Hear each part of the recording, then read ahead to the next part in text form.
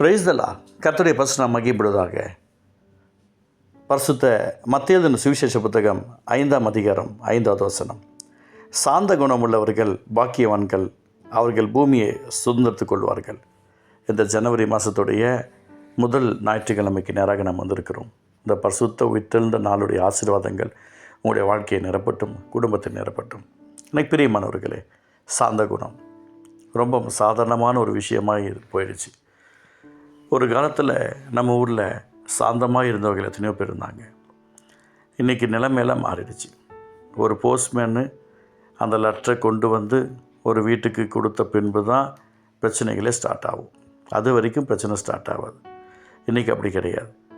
அதுக்குள்ள எத்தனையோ சம்பவங்கள் நடந்திருக்கு.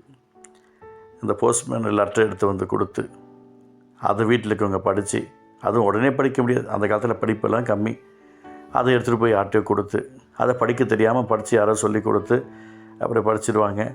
அதுக்கப்புறம் இவங்க காசு ரெடி பண்ணி கொண்டு போயிட்டு, என் பிள்ளைய பிரச்சனையாகிடுச்சு, அம்மா நீ கட்டி வச்ச மாப்பிள்ளை சரியில்லை, இவன் அப்படி பண்ணுறான் இப்படி பண்ணுறான் என்று சொல்லி எல்லாம் பண்ணிட்டுருப்பாங்க.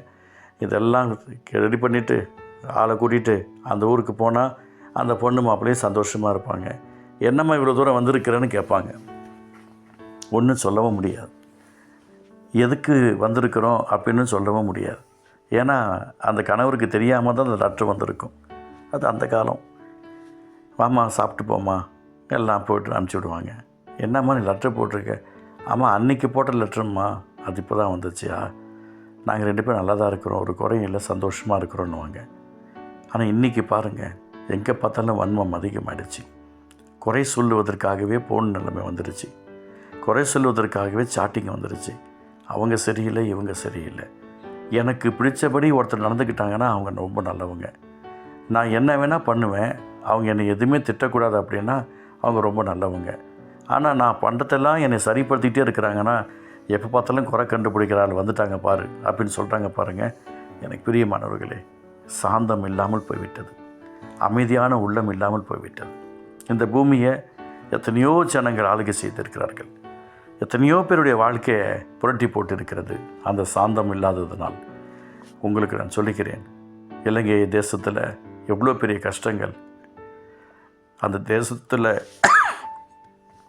தேசத்தில் இருக்கிறவங்களுக்கும் அருமையான விடுதலை புலிக்கும் பயங்கர பிரச்சனைகள் வந்தது.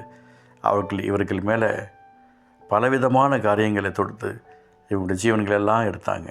எனக்கு பிரியமானவர்களே, சண்டை எப்பொழுது நிற்கிறதோ அப்பொழுது தான் ஒரு சந்தோஷம் உண்டாகும், சமாதானம் உண்டாகும். சாந்தம் உள்ளவர்கள் பூமியை சூழ்ந்து கொள்வார்கள். அப்போ இந்த சாந்தம் நமக்கு எப்படி இருக்கிறது? ஏன் இன்றைக்கி இந்த சாந்தம் இல்லாமல் போயிடுச்சு? ஏன் இன்றைக்கி ஜனங்களுடைய வாழ்க்கை ஒன்றும் இல்லாமல் போயிடுச்சு? எனக்கு பிரியமானவர்கள், உங்களுக்கு இயேசுவின் நாமத்தில் நான் சொல்கிறேன். அதுதான் ஆண்டவரிடத்தில் சொல்லுகிறார், சாந்த குணம் உள்ளவர்கள் பாக்கியவான்கள், அவர்கள் பூமியை சுதந்திரத்துக் கொள்வார்கள்.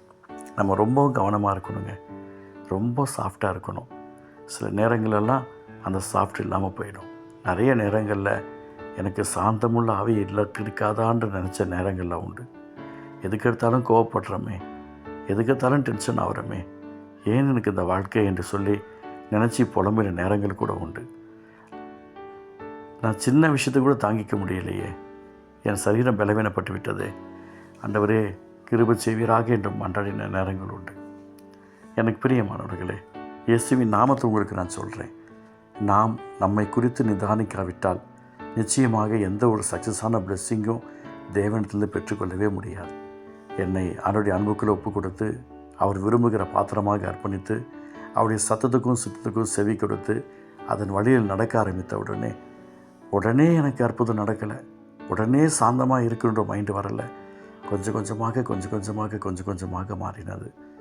இயேசுவின் நாமத்தில் உங்களுக்கு நான் சொல்கிறேன், ஆண்டவருடைய அந்த அன்பு பிரசனம் அவங்களோட கூட இருப்பதற்காக நான் ஸ்தோத்திரம் பண்ணுறேன். தயவு செய்து அந்த சாந்தமுள்ள பிளெஸ்ஸிங்ஸுக்காக ஆண்டவர்கிட்ட மன்றாடுவோம்.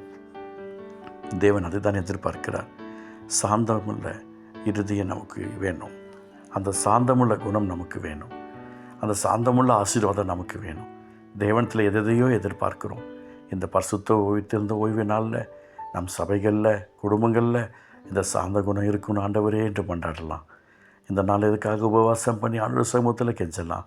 அந்த சாந்தமுள்ளம் நம்முடைய உள்ளத்தில் இருந்துச்சுன்னா, அந்த சாந்த குணம் நம்முடைய இல்லத்தில் இருந்துச்சுன்னா, அந்த சாந்த குணம் நாம் வேலை செய்கிற ஸ்தலங்கள் இருந்துச்சுன்னா ஒரு பெரிய வெற்றியை பார்க்கலாம். அந்த சாந்த குணத்துக்காக நம்ம மன்றாடலாமா? அந்த சாந்த குணம் எனக்கு வேணும் ஆண்டவரேன்னு சொல்லி கெஞ்சலாமா? அருமையான நம்முடைய பாரத தந்தை மகாத்மா காந்தியடிகள் என்ன பண்ணார்? அவர்கிட்ட ஒரு பேட்டி எடுக்கிறாங்க. எப்படிங்க இவ்வளோ பெரிய பல அரசுகளாக இருந்த இந்தியாவை ஒருங்கிணைச்சிங்க, எப்படி ஜெயிக்க முடிச்சுன்னு கேட்கும்போது அவர் சொல்கிறாரு, சொன்ன வார்த்தை சாந்த குணமுள்ள பாக்கியவான்கள் என்ற ஒரு வார்த்தை எனக்கு ரொம்ப பிடித்தது வேதத்தில். அதனால் இந்த வார்த்தை மூலமாக தான் நான் இவ்வளோ போராடி மேற்கொண்டேன், அமைதியில் ஜெயித்தேன் அப்படின்னு சொன்னார். எனக்கு பிரியமானவர்களே, அதனால் பூமியை சூழ்ந்து கொள்ள முடியும், நாம் ஜெயிக்க முடியும்.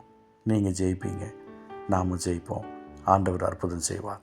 அன்பு தகப்பனே, இந்த வார்த்தை மூலமாக நீர் எங்களை ஆசீர்வதிப்பதற்காக ஸ்தோத்திரம். கிருபையின் கரம் கூட இருந்து நன்மை செய்யட்டும், ஆசீர்வதியும் பெரிய செய்யும்.